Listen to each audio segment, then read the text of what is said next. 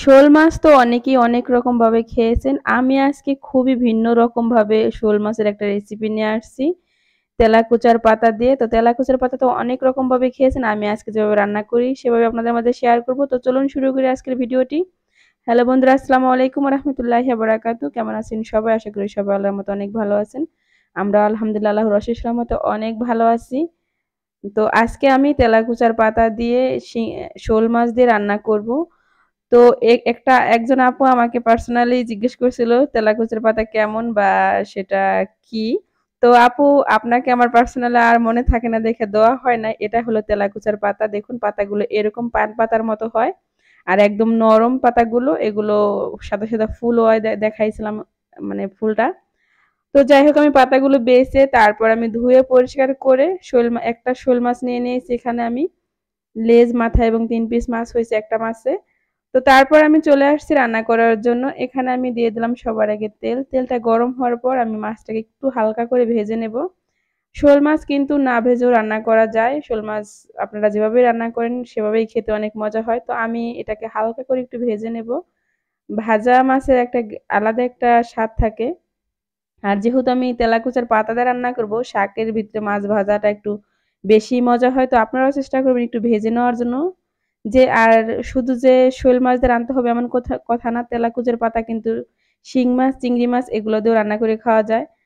তো আমি next day নিয়ে আসবো শিং মাছ দিয়ে।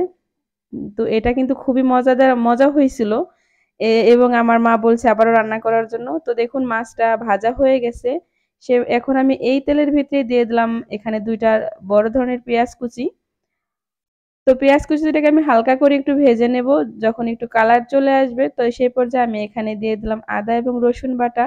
তো আপনারা যারা মাছে আদা রসুন বাটা পছন্দ করেন না তারা স্কিপ করতে পারেন। তো যেহেতু এটা শাক দেওয়া হবে একটু দিলে ভালোই হয়। তো তারপরে এখানে আমি দিয়ে দিলাম স্বাদ মতো লবণ। লবণটা দিয়ে একটু নেড়ে চেড়ে নেব। তো এখন আমি এখানে দিয়ে দেবো একটু পানি যাতে মশলাটা পুড়ে না যায়।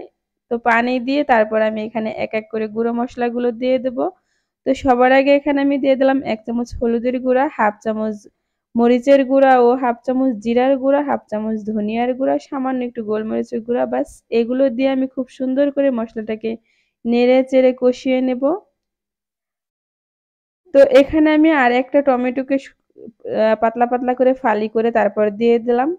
তো টমেটো আমি সবসময় কষানোর সময় ব্যবহার করি যাতে মসলার সাথে একদম মিশে যায়। তারপর আমি ঢাকনা দিয়ে এটাকে ঢেকে দেব। তো দেখুন আমার মসলাটা একদম কষানো হয়ে গেছে। তো এ পর্যায়ে আমি সেই শাকগুলো এখানে দিয়ে দেব। তো আমি খুবই অল্প পরিমাণে শাক দিব। তো এই শাকগুলো কিন্তু অনেক উপকারী। যদি আপনার গরমের দিনে কিন্তু খেলে আপনার শরীর ঠান্ডা থাকবে। এখন তো গরম, তো আলহামদুলিল্লাহ এখন বৃষ্টি হয়ে একটু ঠান্ডা হইছে।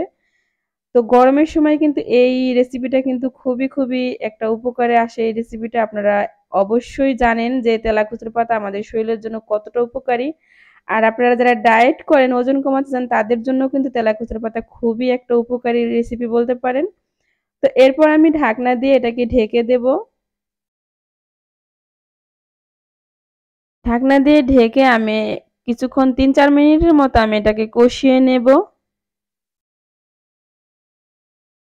আমি কিন্তু সবসময় বলে থাকি আপনারা যাই রান্না করেন না কেন, যেকোনো তরকারি রান্না করেন আপনারা যত বেশি কষাবেন তত কিন্তু মজা। তো দেখুন আমার শাকগুলো কিন্তু একবারেই কমে গেছে। এখন আমি খুব সুন্দর করে এই শাকগুলোকে করব। আর শাকগুলো কিন্তু আমি একটু ছিঁড়ে দিয়েছিলাম। আপনারাও চেষ্টা করবেন একটু ছিঁড়ে দিতে। আনাম পাতা দিলে আনাম দেখা যাবে, তো সমস্যা নাই, এটা একদম গলে যায়। দিলেও না ছিঁড়লেও হবে। তো তারপর আমি আবার একটু নেড়েচেড়ে ঢাকনা দিয়ে ঢেকে দিলাম। তো দেখুন আমার একদম এটা কষানো হয়ে গেছে। একটুও পানি নাই। আর দেখুন একদম মসলার সাথে আমার শাকগুলো একদম মিশেও গেছে। তো আমি এখানে এখন দিয়ে দিলাম ঝোলের পানিটা। তো খুব একটা পানি এখানে দিব না। তেলাকুচা শাকের কিন্তু ঝোল খাওয়া যায় না। তেমন একটা ঝোল রাখলে কিন্তু সেটা মজা হবে না। তো আমি যতটুকু পানি লাগবে আমি ততটুকুই দিয়েছি। তো পানিটা যখন ফুটে উঠেছে সে পর্যায়ে আমি মাছগুলোকে দিয়ে দিলাম। তো মাছগুলো দিয়ে তারপর আমি এখানে দিয়ে দেব উম সেই প্লেটে যে আমি মাছগুলো রাখছিলাম সেই প্লেটে সামান্য একটু পানি দিয়ে ধুয়ে তারপরে এখানে আমি দিয়ে দিলাম। এরপর আমি এখানে ৩-৪ টা কাঁচামরিচ একটু ফালি করে তারপর দিয়ে দেব। তো এই কাঁচামরিচের কারণে কিন্তু খুব সুন্দর একটা ফ্লেভারও হবে, আবার খেতেও কিন্তু মজা হয়। তো এরপর আমি ঢাকনা দিয়ে রান্না করব যতক্ষণ পর্যন্ত এটা না হয়। তো দেখুন আমার ফাইনালি একদম প্রায় রান্নাটা রেডি হয়ে গেছে। আমার কাছে ধনিয়া পাতা এখন নেই, সেজন্য আমি দিতে পারলাম না। আপনাদের কাছে থাকলে কিন্তু অবশ্যই ধনিয়া পাতা কুচি দিবেন, না হলে যে ভাজা জিরার গুঁড়ি করে দিবেন। আমি কিন্তু ভাজা জিরার গুঁড়া একটু দিছি, সেটা স্কিপ হয়ে গেছে। ভাজা জিরার গুঁড়া দিলেও কিন্তু অনেক টেস্ট হয়। তো দেখুন ফাইনালি আমি এটাকে পরিবেশন করে নিয়েছি।